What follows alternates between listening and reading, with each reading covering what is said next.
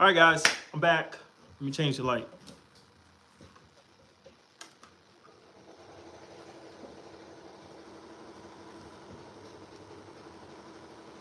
All right, guys, I am back. We had a little bit of difficulties in the internet, just wouldn't connect, so I just decided to get on back here. Music on.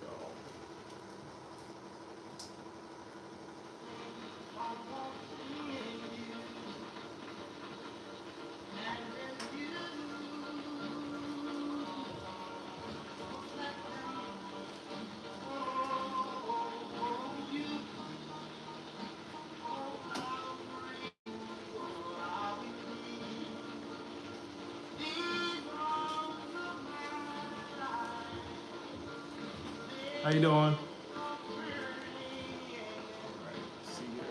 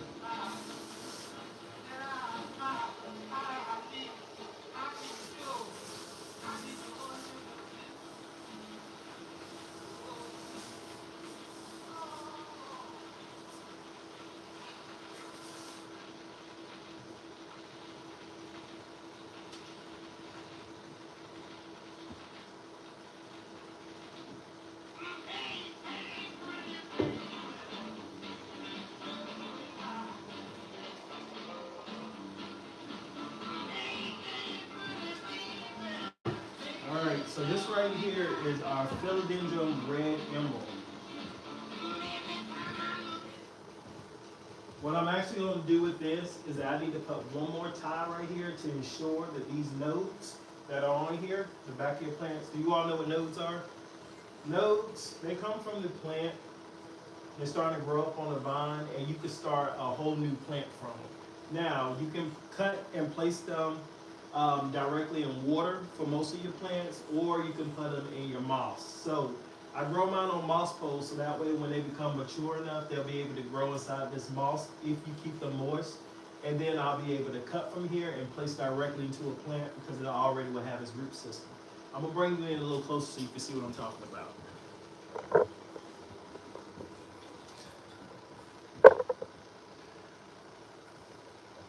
Right here, these are your nodes that I'm talking about. They're little bitty bumps. I don't know if you can see them there. Let's get up on here.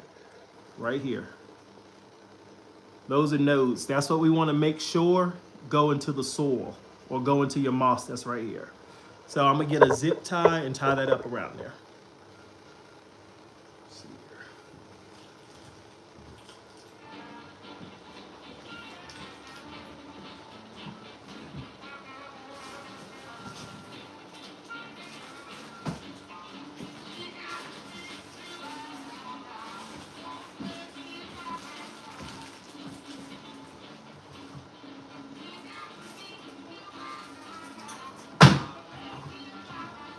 Now, when it comes to this, you can either use your graphing tape right here, or you can use this right here. This is Velcro. So I like about this is that it's reusable. You can, after you cut it, you can use it on multiple plants if you take it apart. Now, if you decide to stick with your graphing tape, once you use it one time, you can't reuse it anymore. However, it's a lot more durable because it will hold the moisture in a lot quicker than this will. So what you'll do is You'll measure. You wrap around your moss pole so you can figure out your size, and then we'll do the cutting. This right here you can get off of Amazon. It's called, just put in Velcro plant tape, and it'll pop up. There's a soft side right here, and then this right here is a hard side. So you want to make sure that your plant hit the soft. Now you wrap around. Now you wrap around as many times as you need to. Usually 2 or 3 times is good enough for me. Now this plant's taken care of. As this plant continues to grow up this moss pole, the leaves will continue to get larger and larger. That's just going to come with maturity of the plant in general. And one thing to pay attention to, this plant definitely needs some water, is that watch the pots. When you put your plants into the pots and you fill them all the way up, feel what the weight of them is like, and then water them. And you can also feel the weight of that. You'll be able to determine when you pick up the plant or pick up the pot if it needs water or not. Just a little habit that I learned.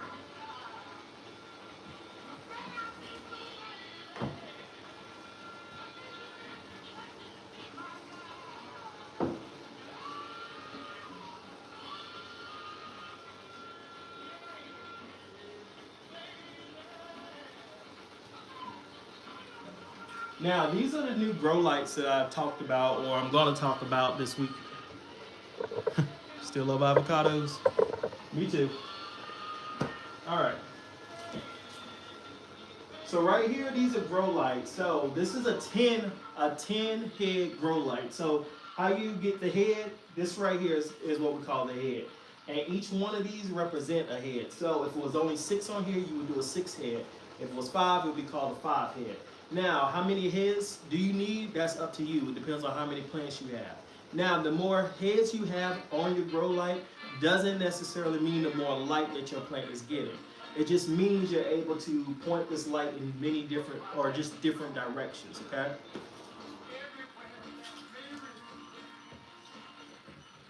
Now, let's take a look over here. Hopefully you can see this area pretty good. Now,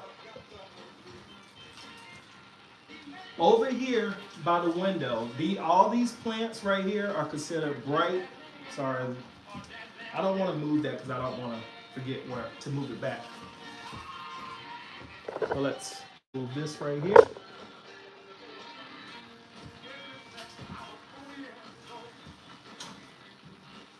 You see me a little bit better? Okay, cool. We're going to make this work. So now over here, all the plants that are over here are plants that require bright indirect light. So bright indirect light means that it can receive light from the window as much as it can give, but it does not like direct sunlight.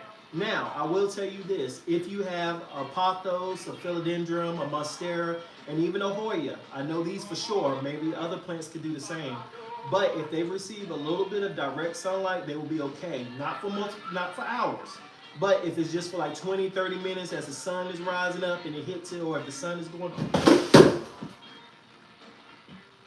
our plant just fell, y'all.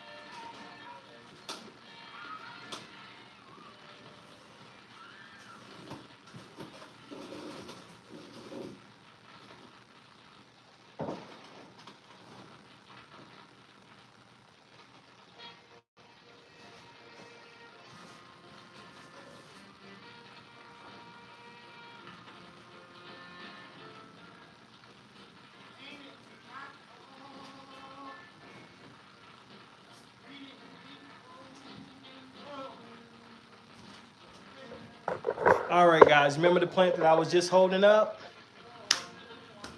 It just fell. Luckily enough, the plant didn't get too damaged. However, one of the leaves did break. Right here, it's a little flimsy. So I'm glad we're here because I'm gonna show you what we're gonna do.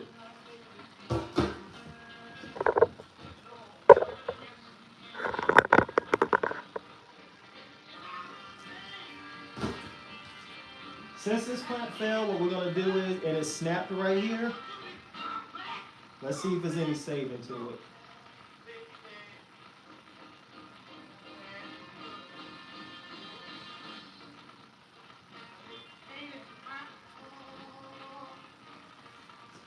Unfortunately, the plant broke where we don't see any nodes. Hold on a minute. We may have a shot. We may have a chance, guys. We may. Right here are the little nodes that I'm hoping that we're going to be able to use. This new plant right here is not going to do us any good, so I can go ahead and just get rid of this. So what I'm going to do is just place this into some moss and perlite, and we're going to see what's going to happen.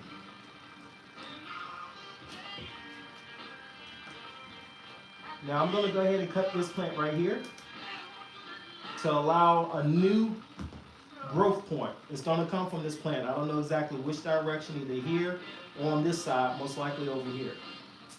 Let's go ahead and take this plant down. Now, what happened was the soil needs to be moistened some, and it's just not stable. So that was all my fault. Remember, we want to put the soft part right here, and make sure this plant goes around here.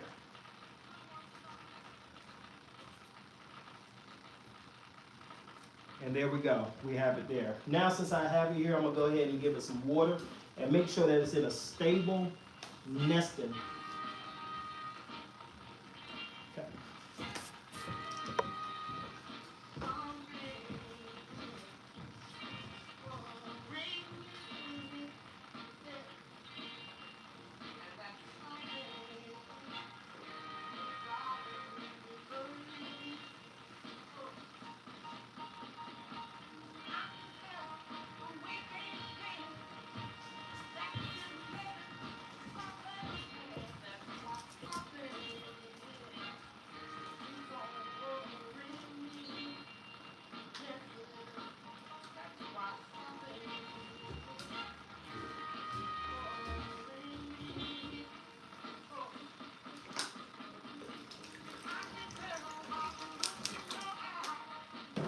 Now, I talked about this before. The reason why I put a little bit of water in a self-watering container at the top of the soil if it dries all the way out, because I noticed that with the chunky mix that the water just doesn't get up there in enough time if the plant completely dries out. The self-watering container is not supposed to dry out of water completely.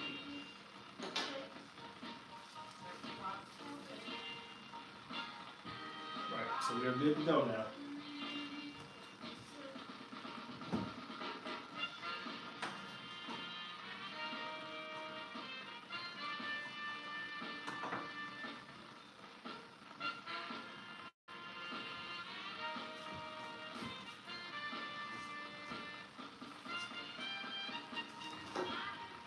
Now we're gonna see if we can find us a pot to be able to put this in, and we're gonna hope we can make something work with this. I don't know, guys. We're just gonna have to see.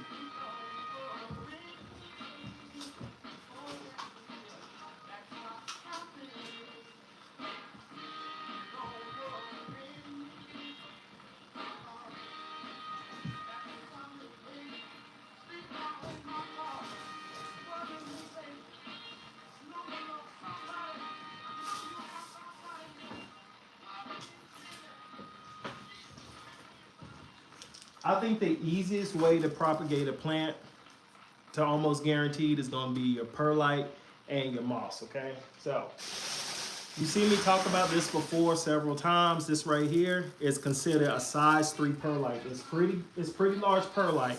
I get this from Amazon. Hopefully you can see a little bit. Okay, you see how big it is, okay? It really helps a lot with the water let me turn this music down quick.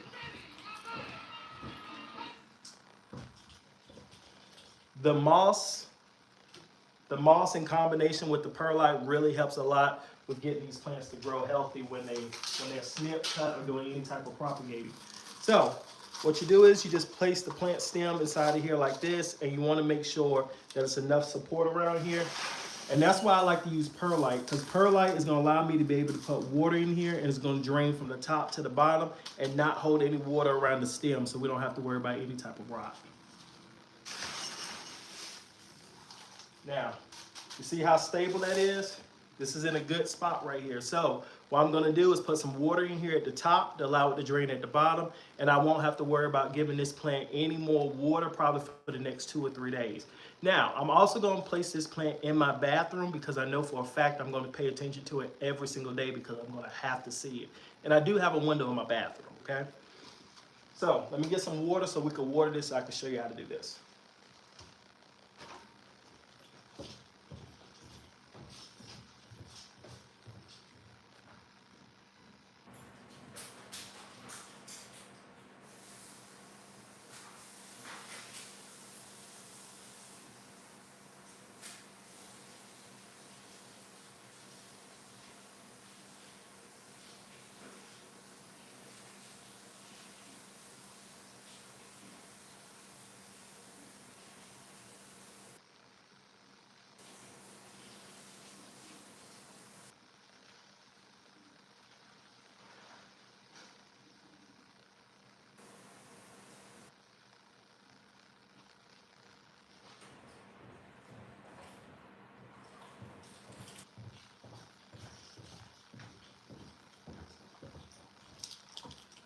All right, so since I am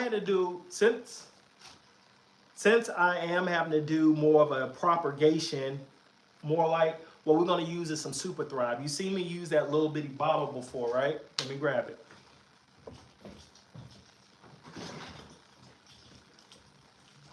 This is Super Thrive, okay? Super Thrive. You can get this from any of your local big box stores. And when we're talking about big box stores, we're referring to like your Home Depot, your Lowe's, your local hardware stores. Most of them will carry this. Even Ace Hardware I've seen carry this, okay? I think I have, don't quote me on that. But you take some of this and you want to just shake it up, make sure it's mixed in good. And then we're going to pour it into our water mixture. Now, you want to make sure your water is room temperature anytime you water your plants. If you give your plants cold water, it's going to shock the roots, okay? And we don't want to stress our plants out more. Now, there are other liquids that you could use to be able to do when you're doing your plant propagation that I've seen other people use, like plant drops and other different type of brands. And of course, I'm not sponsored by any of these, but I'm just giving to you what I do and something that you can easily pick up. Walmart carries it during the spring, summer. Thank you, JNC. Okay, so y'all heard that Walmart carries it. And it's probably for a better price because I think at the store, I think it's like $18.98, something like that for this little bottle. But it does yield a large amount. So what we're gonna do, we're gonna take, I'm trying not to make a mess, but I wanna make sure you see this, is that you wanna water this from the top to the bottom. I know I talk about it a lot, but when we do our water, you're gonna see it drain out the bottom, hopefully. Okay, and there you go. Main thing is to make sure that the moisture is inside of this moss down here because the perlite up here at the top is going to always stay dry because it's always going to just pass through, okay? Now, what you could do is you can allow this to soak in here or you can run the water back through again. The clearance is at the end of the season. Picked up some for $8. Get out of here. Was it still there when you went? Because we have a Walmart right up the road and I'm about to go up there and get some because it costs a lot. It's good stuff, but it just costs more than what I want to pay for. But I will pay for whatever I need. Okay. As you can tell, this moss is still dry, so we are going to have to run some more water through here. That's something. This is good.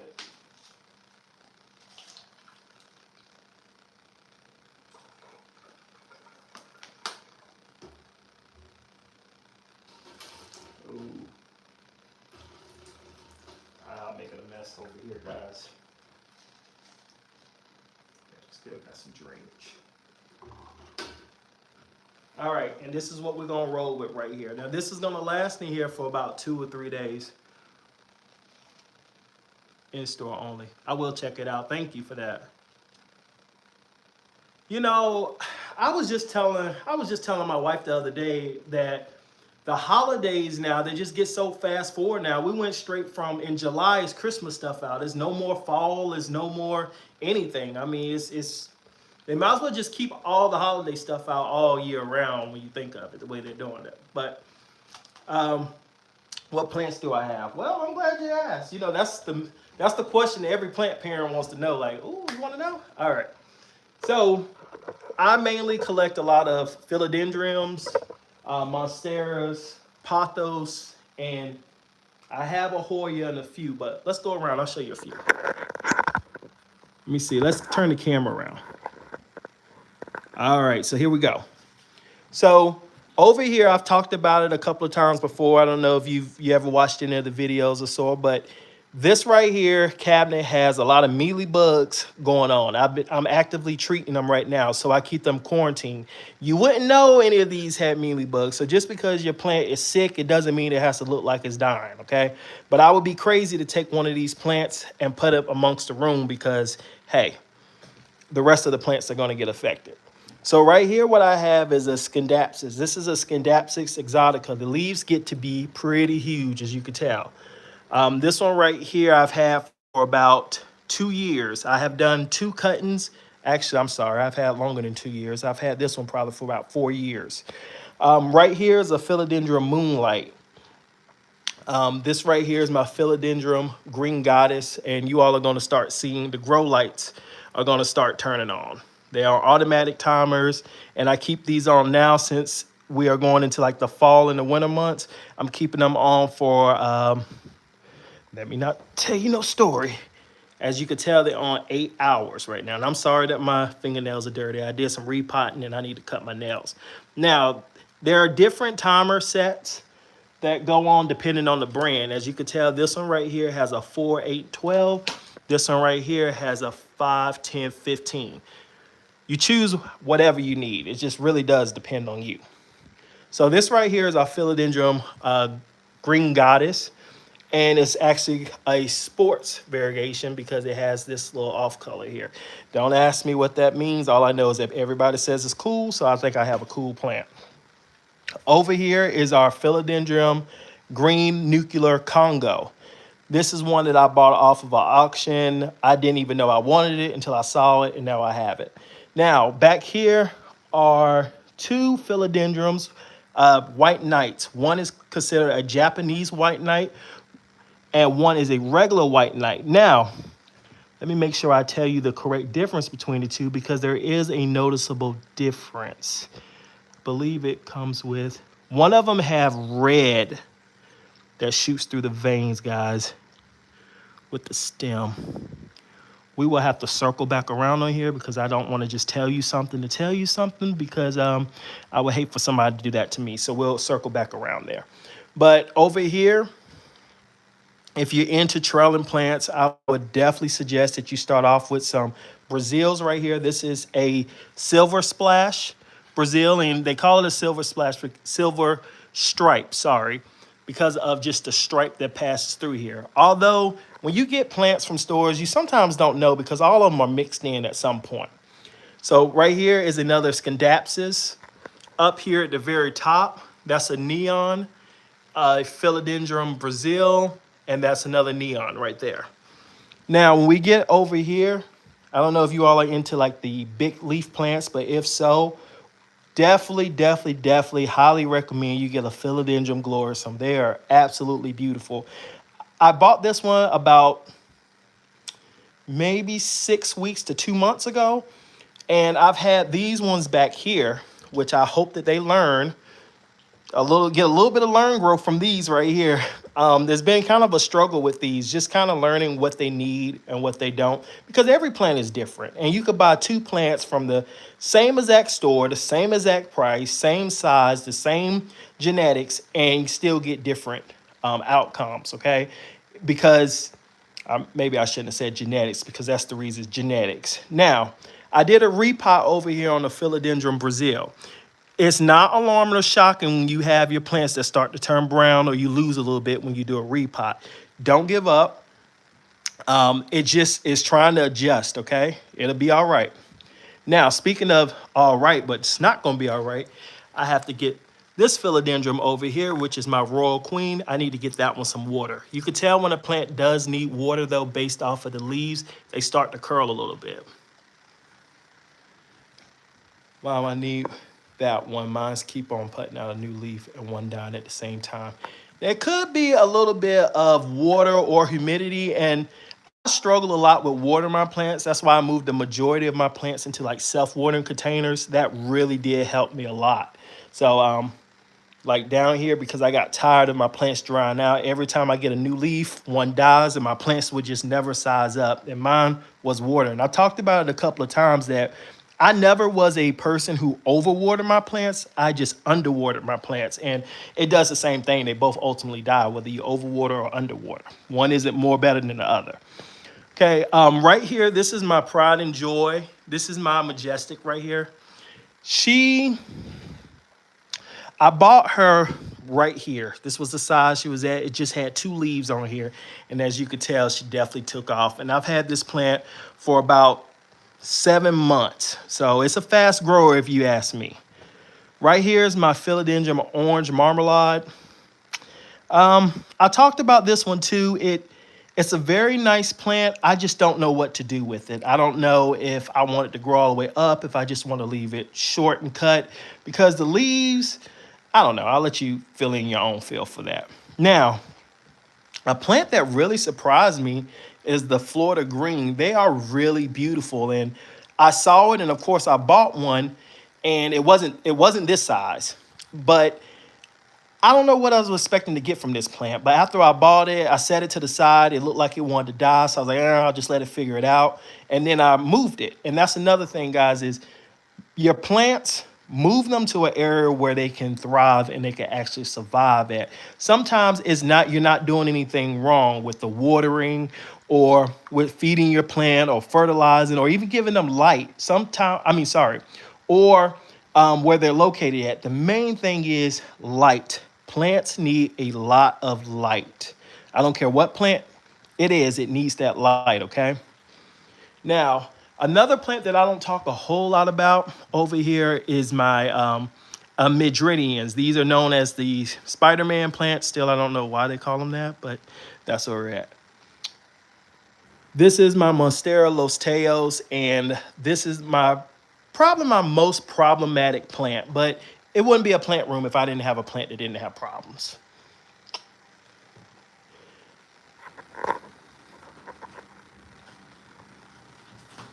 Flip this around. And guys, with that being said, unless anybody have any questions or anything, I'm gonna make an attempt to go ahead and clean this mess up that I spilled on the floor from having to do the repot. I hate that I lost that leaf to the plant, but I'm glad I was able to experience that. Is there a plant that you never would try again? Yes. Now, I actually have one, and I have it upstairs. It's the Pink Princess. Now, the Pink Princess was a plant that I bought probably when I first got into this journey. And at that time, they used to sell for like $125 for one little stem. And the first one I bought, I spent $110. The second one I bought, I spent like $84. And I've probably been through like 5 of them. The last one that I bought is the one I still have. And ironically, it's the cheapest I paid for the plant. I paid $14 from the plant, and I got it from the grocery store. And it's still living and ticking. Just let me know if you want to see it. I'll be glad to show it anytime. See if it's another plant. Now, one plant I said I would never buy again that I ended up buying was the Epipanerum. I believe I'm pronouncing it right. The Epipanerum albo. I have probably unalived that plant 6 times. And they are very expensive. At least they was expensive, but I was able to go to my local nursery and catch it for $23. Let me show you that one. I have that one on hand.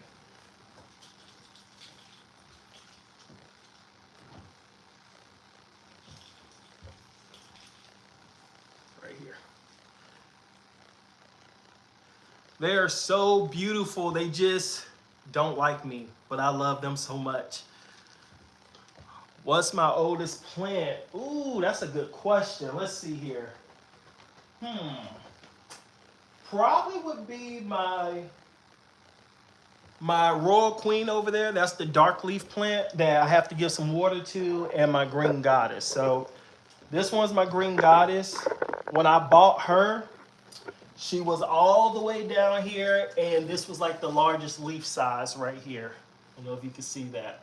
Now, I'll flip it over, probably make it a little bit easier.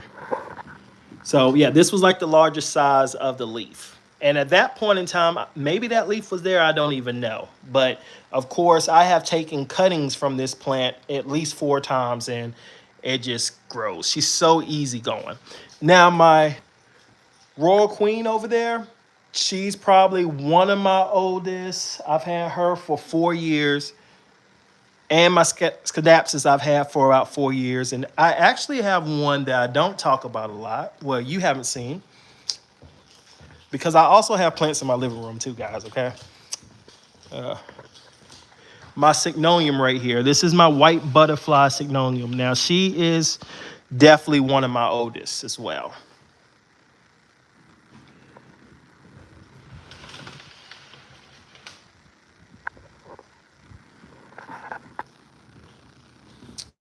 Now, a plant that you would think I have for a long time, but I've only had for about 1.5 years is my tree philodendron. Now, they have a couple of other names that they call them, but I'm just going to call mine a tree philodendron because you all know I'm terrible with names, but it's this one. I'm going to spin her around and I'll back up so you can get a true size of her because she is a beast. I actually just repotted her. Okay. And when I bought the plant, these is what all the leaves look like. And I couldn't figure out what the name of this plant was because of this. And then after I had it for about 6 months, it started maturing and boom, the leaf just started coming out like this. So she's a beauty. Thank you. Spin her back around. Now, if you all just let me know before I walk upstairs. Now, I have a Monstera Delicioso that's in my room now. That's my big boy. He's not my oldest plant, but he's probably one of the biggest plants that I do have. As well as I don't know if it's a Philodendron Gitanium or somebody gave me another name that it could possibly be. Y'all just let me know if you want to see that one. I can show you. This is also my other Monstera constellation right here. I actually have 3. So I have the one right here, and then I have her right here, and then I have that one right there. Are plants expensive? Yes and no. So the type of plants I collect, I consider them to be inexpensive. These are like your philodendron, your monsteras, and so forth. It goes by what do you define as being expensive. Oh yeah, I'm back. It was my daughter's school. It's terrible connection there, but I really just wanted to hop on and try to talk before I inched all the way up in line. But as soon as I got to that little drop point, that's where the signal always loses. But yeah, it just depends. Now, the plants again that I buy, I like to stay in the typical range of between $10 to $25 per plant that I buy. Now, do I have some plants that I spent a lot more money on than that? Of course. What plants are you growing? Mainly, if I could sum it all up, I would say tropical house plants. Monsteras, philodendrons, pothos. I have some Hoyas. I have a spider flash plant right here. And this is the cool thing about this plant is that all of these plants in here I'm treating for mealybugs, and this plant has yet to receive any mealybugs yet. I'm also a little bit worried if I take it out the cabinet though that it could be some hiding somewhere, but there are none on there that I could see. And before I hop off, because I gotta get ready to go pick up my other son, I'm gonna show you all the other Monstera Deliciosa, the big one I have in my room.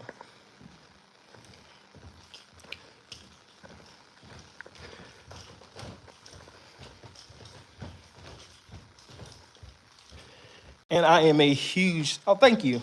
I also am a huge philodendron silver sword fan. So I have a lot of those as well that I keep in my bathroom. And I'll show you right quick before I hop off. So this right here, I call this one Big Mama.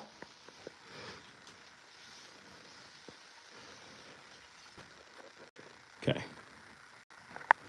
So that's Big Mama. Now, this, of course, is her. But down here at the bottom, I put some pothos down here. I have different ones. So this right here is the golden pothos or the Hawaiian. This is the Mangella. This right here is the neon. These are the three I put down here. The Mangella, I don't know if she's taking a liking to the pot or not because I don't have good luck with these. I don't know what it is about the Mangella that doesn't like me, but they don't. But the main thing I want to show you was right here. So this is my newest leaf that unfurled. And as you could tell by the size of how big the leaves are, it's very mature. You could tell by the fenestration inside.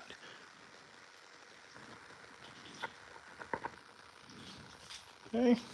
And then I'm gonna show you the silver swords before I get off.